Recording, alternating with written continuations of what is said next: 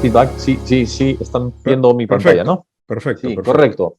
Bien, sí, vamos a sacar un tema que es bastante preocupante para la comunidad médica, en realidad, más aún en estos últimos tiempos, donde la pandemia nos ha confinado a estar atrapados de alguna manera y a veces se ha visto la necesidad de acudir a- a la automedicación, más que antes incluso, y vamos a ver cuáles son los peligros que esto conlleva y que indudablemente lo tenemos que tener siempre presente, ¿no?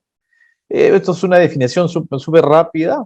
¿Qué es una automedicación? Básicamente, pues es la utilización de medicamentos por una iniciativa propia, sin ninguna intervención del médico, ¿no? Ni en la parte del diagnóstico de la enfermedad, ni en la prescripción, ni en la supervisión del tratamiento. Este es el concepto en general cuando hablamos de una automedicación. ¿De acuerdo?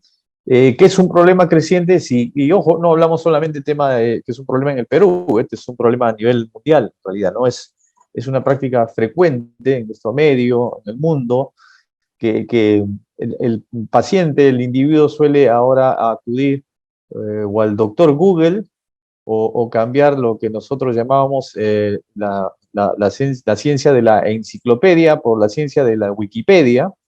Entonces, de consultar muy rápido, muy fácil y pretender de repente con su, un poquito de lectura de las redes, pretender conocer más de medicina y de repente tomar una mala decisión. Como bien lo comentaba Héctor, efectivamente más del 50% de las personas eh, se automedican y eso es una estadística que realmente es alarmante porque tiene un costo social alto y además implica peligros para la salud que pueden ser incluso graves y en unos casos mortales. Pero ¿dónde empieza esta estadística de tanta automedicación? ¿No? Primero hay que tener conceptos clarísimos sobre el tema de lo que puede representar una automedicación. Cuando uno no tiene el concepto claro desde la perspectiva que cada persona es diferente y reacciona diferente a una enfermedad, en medicina nos enseñan de que en realidad existen enfermos, no enfermedades.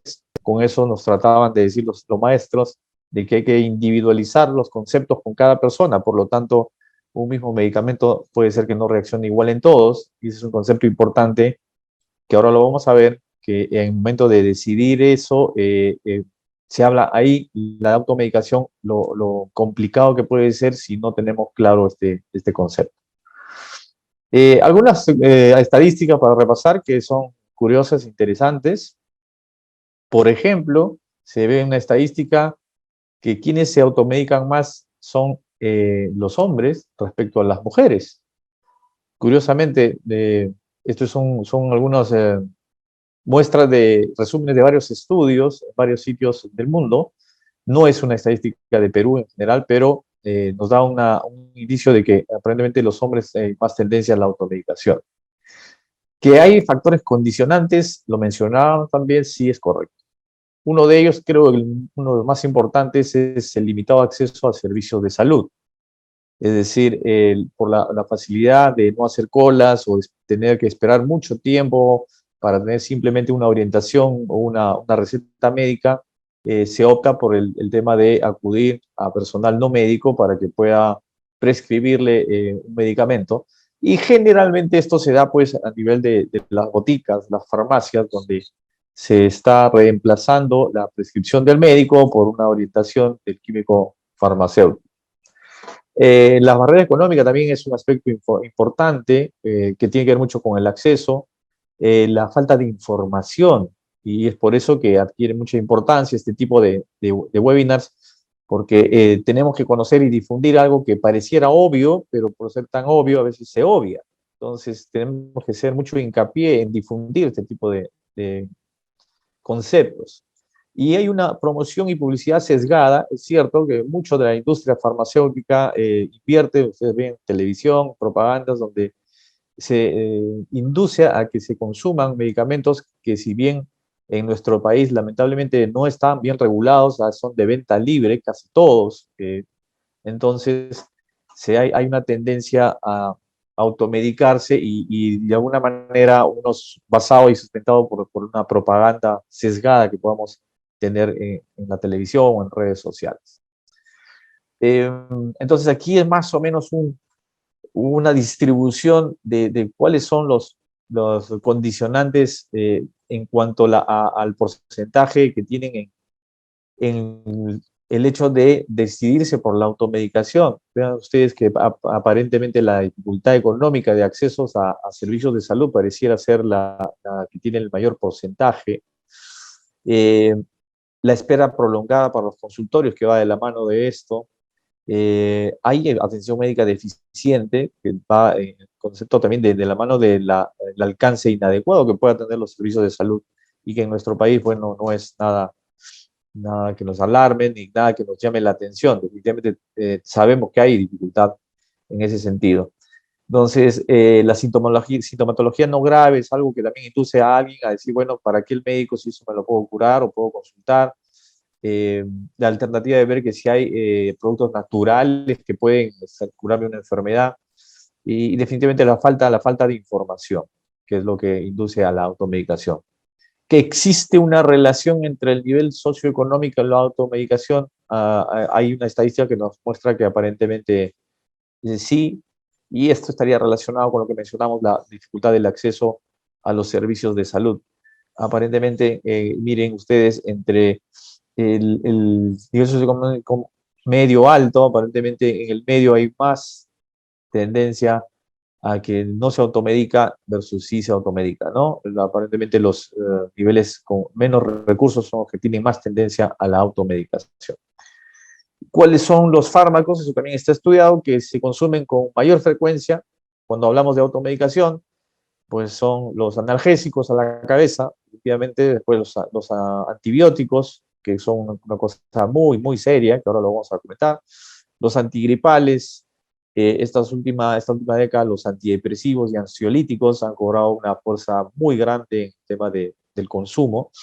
Luego le vienen las vitaminas y otros productos que también se pueden comprar a veces sin receta. Entonces, esto es básicamente recordando el tema de estadística, los factores sociodemográficos, entonces sí influyen en el tema de la tendencia hacia la automedicación. El rango de edad que más incurre en automedicación oscila entre los 25 y los 44 años. Pareciera una suerte de la población, de alguna manera joven, se siente como más segura, entre comillas, de no tener que depender de una opinión médica, sino suficiente con irse a la botica y pedir algún consejo de boticario y con eso solucionar sus problemas médicos, cosa que no es correcto. ¿No es cierto? Entonces, tiene que ver también el tema de automedicación cuando hablamos de cumplimiento de tratamiento en enfermos crónicos, sí, definitivamente, ¿no? En pacientes crónicos, miren ustedes, la estadística es alarmante. 50% de pacientes a veces no completan los tratamientos, no los lleva de buena manera. 42%, es decir, 4 de cada 10 personas con tratamiento con enfermedad crónica autorregula su medicación. Es decir, o se quita algún medicamento o se aumenta algún medicamento en lugar de preguntar a su médico tratante. Y un 8% puede llegar hasta modificar la dosis, cosa que puede ser gravísimo en algunos casos. Entonces, esto relacionado con los síntomas más frecuentes, de acuerdo, los síntomas más frecuentes que inducen a tomar la decisión de automedicarse están el dolor de cabeza, después los resfríos, viene después seguido por las molestias respiratorias altas, las molestias urinarias, luego las molestias estomacales. Yo creo que aquí es importante entender algo que nosotros no tenemos, los médicos no tenemos nada en contra de la actividad que pueda realizar un químico farmacéutico en una botica, en una farmacia. Es más, al contrario, nos pueden ayudar en algunos casos donde la prescripción del médico, el producto que se ha prescrito, de repente el nombre comercial del producto no existe en la farmacia, pero la composición química, pero está el químico farmacéutico, nos puede ayudar y ayudar al paciente a darle una medicación que tenga los mismos componentes y por lo tanto que pueda cumplir con lo que se le ha recetado.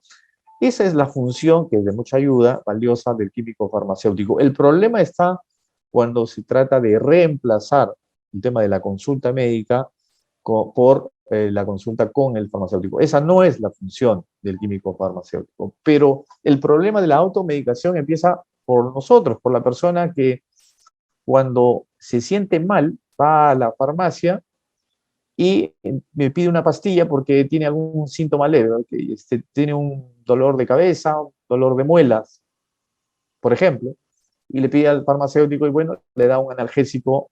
Hasta ahí podríamos decir que estamos de acuerdo, podría tenerse en consideración que puede ser útil eso. Pero lo que no está bien es que cuando la gente va a una farmacia y empieza a manifestarle síntomas, como decir, mire que tengo un dolor abdominal y anoche estuve con náuseas y vomité y creo que también estuve con fiebre y en casa también tengo a mi abuela que tiene los mismos síntomas. Cuando estamos hablando de todo eso, estamos ya entrando en una consulta médica, cosa para lo cual no está preparado el químico farmacéutico y ahí sí se incurre en los grandes errores y empezamos entonces a hablar de los riesgos y de los peligros que conlleva esta automedicación. Vamos a tocar básicamente los 5 escenarios o 5 peligros, por decirlo de alguna manera, agruparlos de la automedicación, de lo que puede ocurrir. El primero de ellos es, el tema es que cuando nosotros desconocemos el producto, lo que vamos a consumir, no sabemos si somos alérgicos o no a ese producto. Por lo tanto, nosotros no podemos visualizar en nuestro organismo a qué somos alérgicos y a qué no. Entonces, la única manera de establecer eso es cuando consumimos un producto y nos produce algún tipo de alergia, sabemos de ahí en adelante que debemos mencionarlo y decir, yo no puedo consumir este producto porque soy alérgico. Gran ejemplo, las alergias a la penicilina. Y esto es algo que todavía viene sucediendo y recuerdo muy claro que eso es una de las experiencias más penosas dentro de la carrera profesional que me tocó vivir estando en el hospital, que trajeron a un paciente a shock trauma, llevamos en el hospital, que se había puesto una inyección al frente del hospital en una farmacia donde se le había ocurrido automedicarse y solicitar que le pongan de forma endovenosa un antibiótico, una penicilina. Y efectivamente en la farmacia hay personal que puede estar calificado para poner inyección. Le pusieron la inyección endovenosa, un alboroto en la farmacia, el señor inmediatamente perdió la respiración porque le produjo lo que llamamos un shock anafiláctico. Los labios se le pusieron morados, cayó al piso mientras corría la gente, la familia al costado, trataron de hacerle reanimación cardiopulmonar, el paciente se murió. ¿Por qué? Porque no se tomó la precaución de ver la sensibilidad o no a esos medicamentos. Entonces, ¿qué puede ocurrir cuando uno se automedica? Puede tener alergia al medicamento sin conocerla, por lo tanto, es altamente peligroso, sobre todo en algunos productos como los conocidos AINES, los antiinflamatorios no esteroideos, que agrupan muchos de los medicamentos que los solemos consumir y que deben haber escuchado muchas veces. Está el naproxeno, ibuprofeno, diclofenaco, meloxicam, etcétera. Todos conforman una misma familia que se llama antiinflamatorios no esteroideos.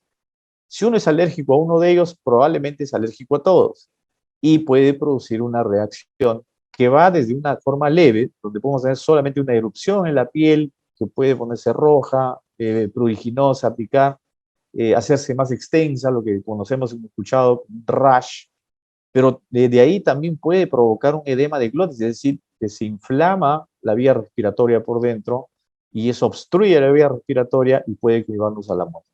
Entonces, fíjense ustedes lo peligroso que es automedicarse sin conocer lo que nos puede pasar si somos o no alérgicos al medicamento. Entonces, esto es uno de los primeros ámbitos de sumamente gravedad cuando hablamos de automedicación. Tener muy claro de que nosotros no nos debemos animar a consumir antibióticos o antiinflamatorios, digamos, por el hecho de que le hizo bien. Este es un concepto que también es importante. No se debe caer en el error de que cuando uno se siente mal, pregunta a la vecina, dice, bueno, ¿qué te recetó el médico que a lo mejor a mí también me hace bien? Cuando ese paciente fue al médico, el médico examinó a esa persona y ha individualizado el tratamiento, el examen y le ha hecho la prescripción a esa persona. Por lo tanto, eso no necesariamente le va a servir a todos. La prescripción es para esa persona, no es para toda la cuadra. Ojo, hay que tener muy en claro eso. Entonces, no se puede generalizar el hecho de que si un medicamento le cayó bien a una persona, automáticamente tiene que caerle bien a todos, entonces voy y voy a pedir lo mismo en la farmacia y me lo voy a tomar. Nos puede provocar alergias. Ese es el primer concepto, el primer punto de los riesgos.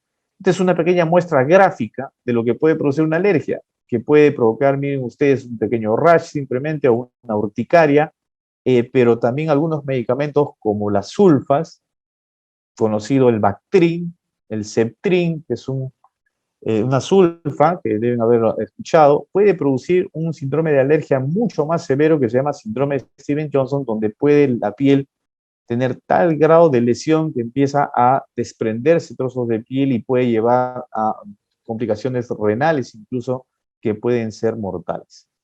Esto es para tener un concepto más gráfico de la gravedad que pueden tener las alergias.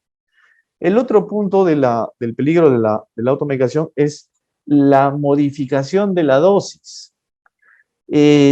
Nosotros se estudia mucho tiempo en la farmacología para saber que un medicamento, cuando uno lo ingiere, hay dos conceptos, uno se llama farmacodinamia, farmacocinética. Sabemos que el medicamento va a llegar al intestino, las vellosidades intestinales descomponen este medicamento y entonces el principio activo es el que se absorbe y ese es el que realiza el efecto. Pero es a la dosis que está recomendada y a las dosis que está prescrita. Entonces, no es correcto que uno pueda pensar que dice, bueno, el doctor me ha dejado que tome una tableta cada 8 horas, pero me parece muy poco, yo creo que voy a tomar 2. De esa manera me puedo curar más rápido y el efecto es mejor. Cosa totalmente errada porque eso nos puede traer efectos colaterales como dañar el hígado, dañar el riñón, dañar el estómago, porque está determinado estadísticamente con ensayos clínicos, con todas las pruebas que se hacen previas para establecer una dosis, cuál es la recomendable de acuerdo a la biodisponibilidad, de acuerdo a cuál es el metabolismo de ese producto para lograr los efectos. Entonces, no es correcto decir, si me deja esa prescripción, esta cantidad, voy a duplicar la dosis para tomarla menos tiempo y me curo más rápido. Tampoco es aceptable que se vaya al otro extremo de decir, bueno, como ya estoy medio curadito, estoy ya más o menos sano, entonces me dejó una tableta, voy a tomar solo la mitad porque ya me he curado un poco. Porque el efecto que tenemos ahí tampoco va a ser suficiente y estamos haciendo uso y un gasto inútil del recurso porque no vamos a conseguir el efecto. Entonces, ninguno de los extremos es adecuado. Por eso ponemos ni menos ni más. La prescripción de un profesional médico es porque está previamente determinada de acuerdo al peso, a la condición y a los estudios que se han hecho sobre ese medicamento. No es un tema al azar, no es un tema meramente matemático de cómo puedo tomar y por cuántos días. No es lo que se le ocurrió al médico.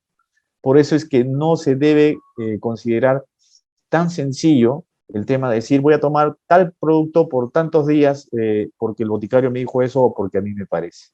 Ojo que esto entonces nos puede traer también problemas bastante serios.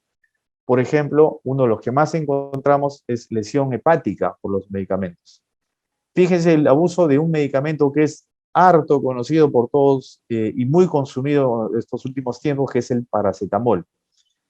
Hoy día hemos visto un caso de un paciente, hoy día el caso de una paciente de 22 años que está entrando a la clínica porque se ha puesto amarilla y ha empezado a vomitar y a tener náuseas, porque estuvo tomando paracetamol, 1 gramo de paracetamol cada 4 horas durante 7 días, porque se sentía mal.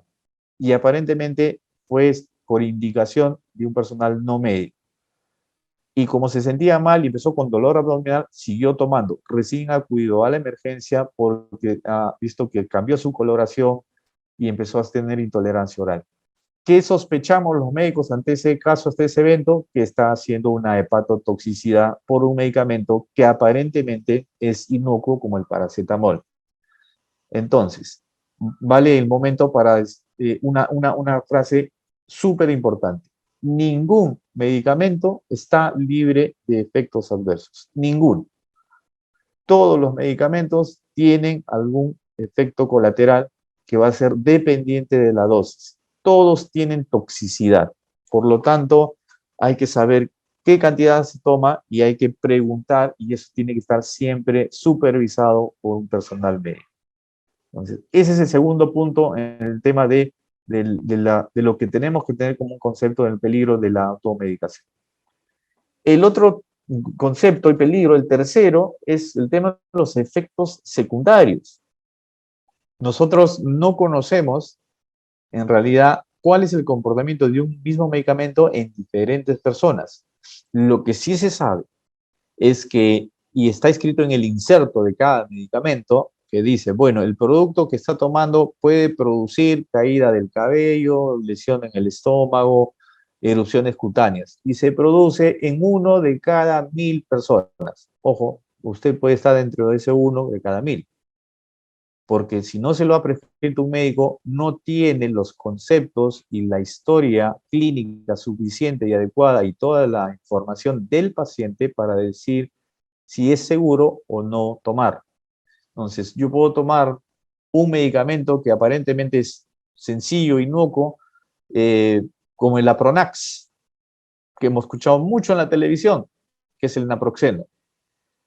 Pues en mi experiencia en el hospital he visto más de un caso, mucho más de un caso, que han tenido sangrado gastrointestinal por el consumo de naproxeno.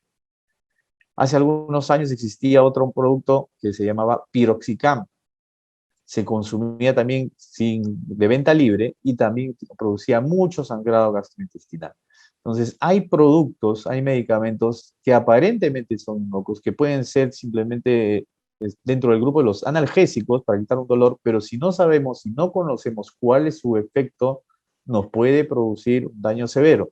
Entonces, tenemos que tener muy claro que nosotros, antes de consumir algo, tenemos que, si no conocemos el producto, tenemos que pedir primero una orientación médica, tener un consejo médico, una consulta médica para ver si lo debemos o no lo debemos tomar de acuerdo a las circunstancias. Vuelvo a decir, cada persona es un mundo aparte y su metabolismo es totalmente diferente, y si tiene enfermedades asociadas, pues con mayor razón, ahí se determina la susceptibilidad o no a poder desarrollar un efecto secundario en un medicamento.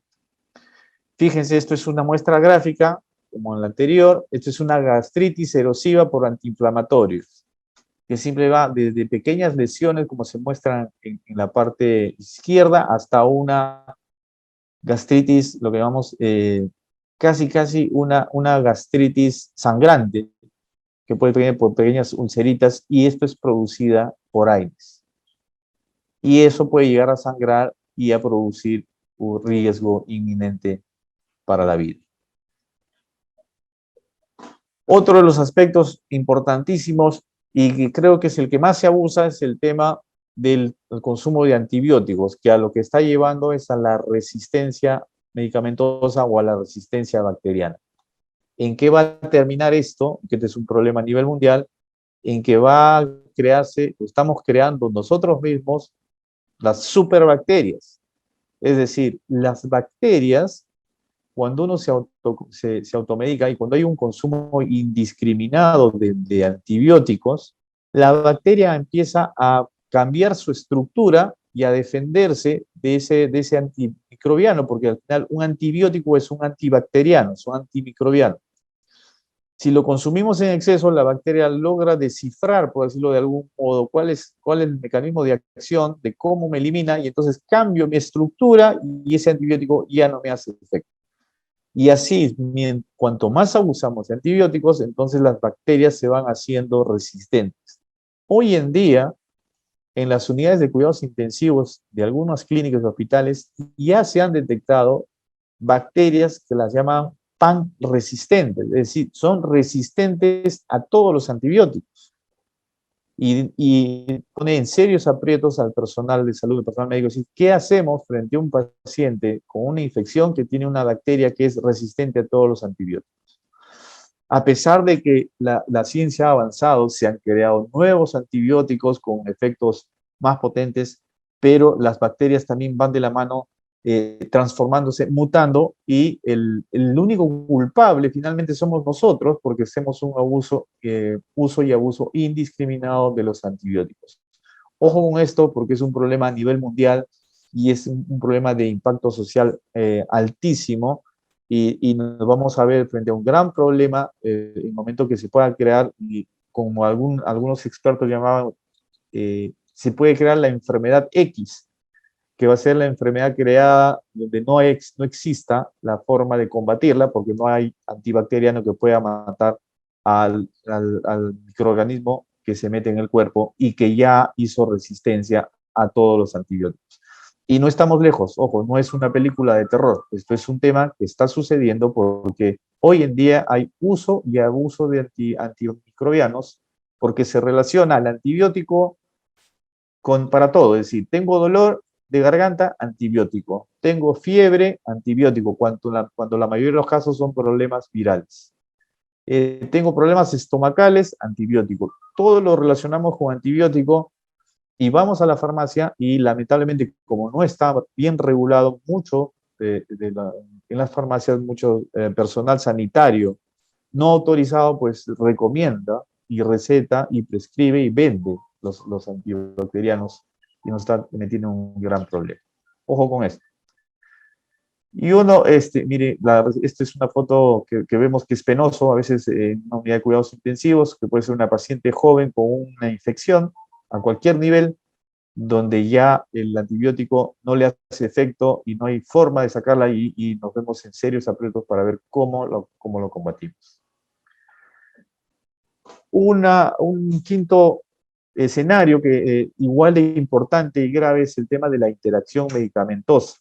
Y aquí entra mucho el grupo de los pacientes adultos mayores y los pacientes que tienen enfermedad crónica, que no son pocos, por cierto. Conversábamos en webinars anteriores que los pacientes crónicos representan casi la mitad de la población actualmente. Y cuando hablamos de interacción es que un paciente crónico, si tiene un diagnóstico de hipertensión, por ejemplo, toma uno o de repente dos medicamentos. Si además de eso es diabético, puede sumarle uno o dos más, ya van cuatro. Y de repente tiene también osteoporosis y por ahí alguna otra enfermedad, tiene 5 o 6 medicamentos. De por sí ya lo podemos catalogar como un paciente que está haciendo una polifarmacia y que está siendo supervisada en teoría por un médico y que sabe que lo que está tomando está a la dosis adecuada y no va a haber problemas. Pero ¿qué pasa con ese paciente si encima de eso se resfría o tiene un malestar estomacal y entonces se va a la farmacia, pide cualquier medicamento y no sabe que ese medicamento, que puede haberse automedicado, de repente tiene una interacción con su medicamento para la presión y le quita el efecto al antihipertensivo y le puede generar una crisis hipertensiva? O le quita el efecto a su medicamento antidiabético y le dispara la glucosa. O lo más grave, él toma un medicamento que al unirse con el efecto antihipertensivo que tiene un medicamento le puede provocar una arritmia.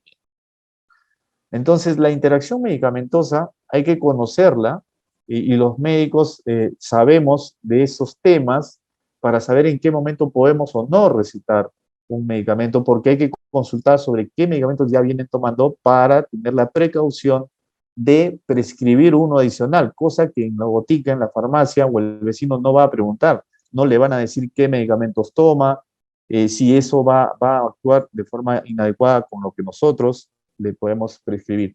Entonces, mucho ojo, porque la interacción va en el tema de que puede inactivar la acción de un medicamento, puede bloquear la acción o puede aumentar el efecto.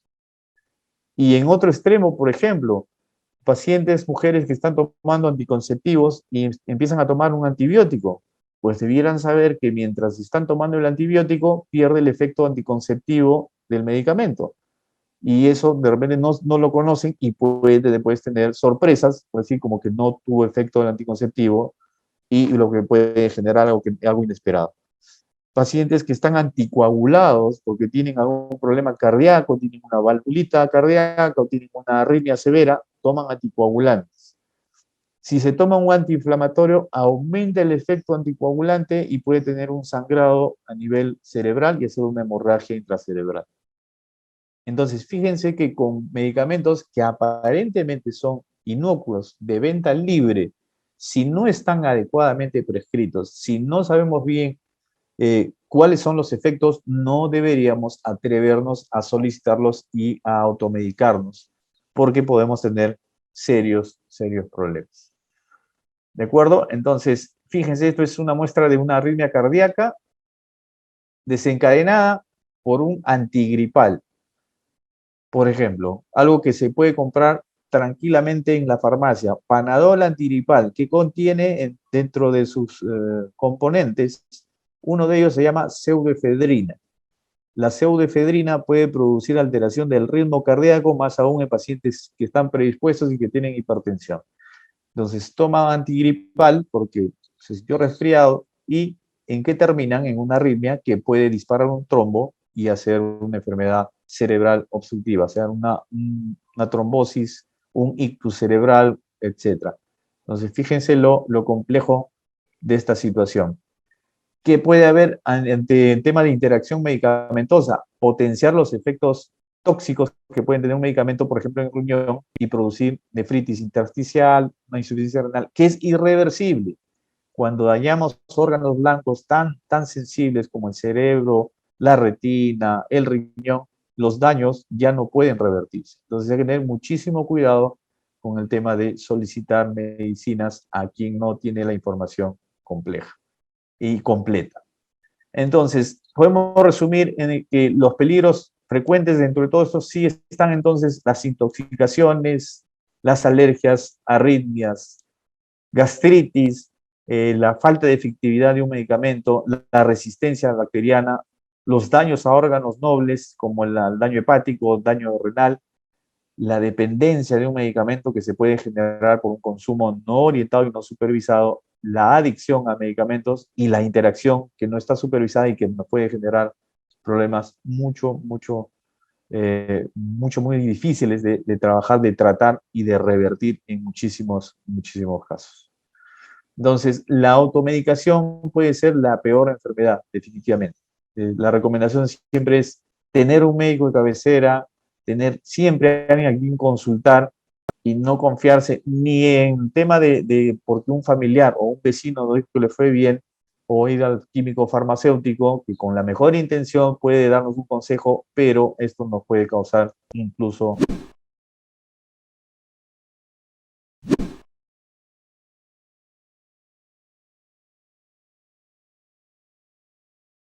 Claro que sí, perfecto.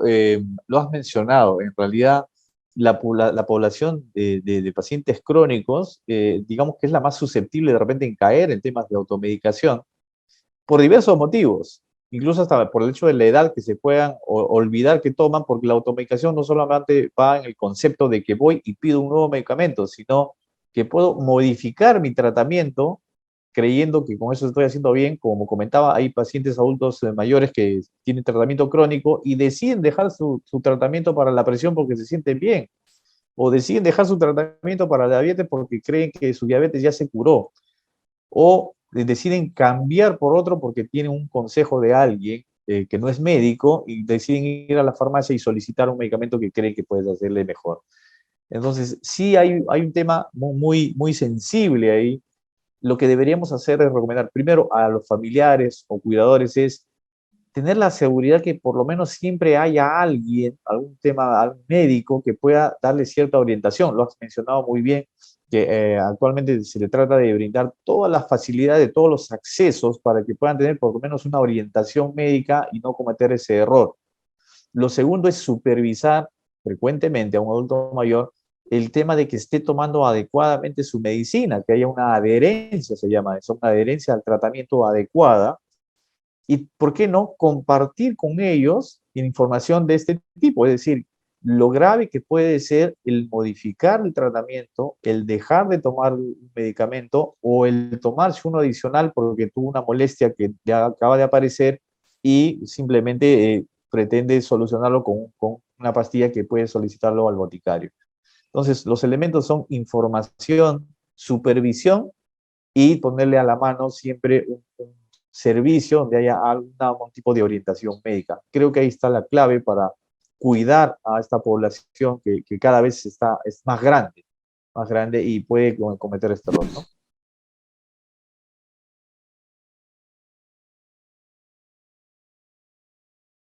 Yo creo que en el caso de los niños, curiosamente, se toma un poquito más de precaución de parte de la familia en darle un medicamento y por lo menos se intenta buscar una orientación de algún médico.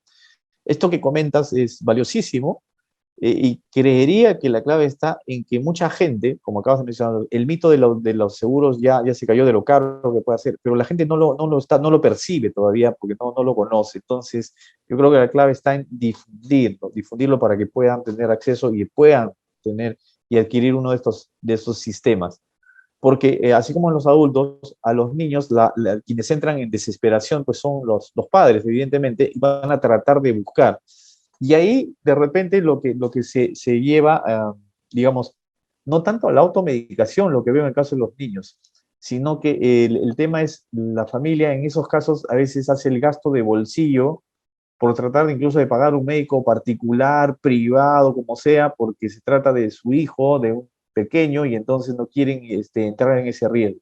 Entonces ahí es valioso también decirle, ok, para no estar frente a esa circunstancia de cuando ya se enfermó y hacer un gasto excesivo por una consulta, prever y tener un sistema los cuales tengan a la mano, cuando lo necesiten, un médico que los pueda orientar.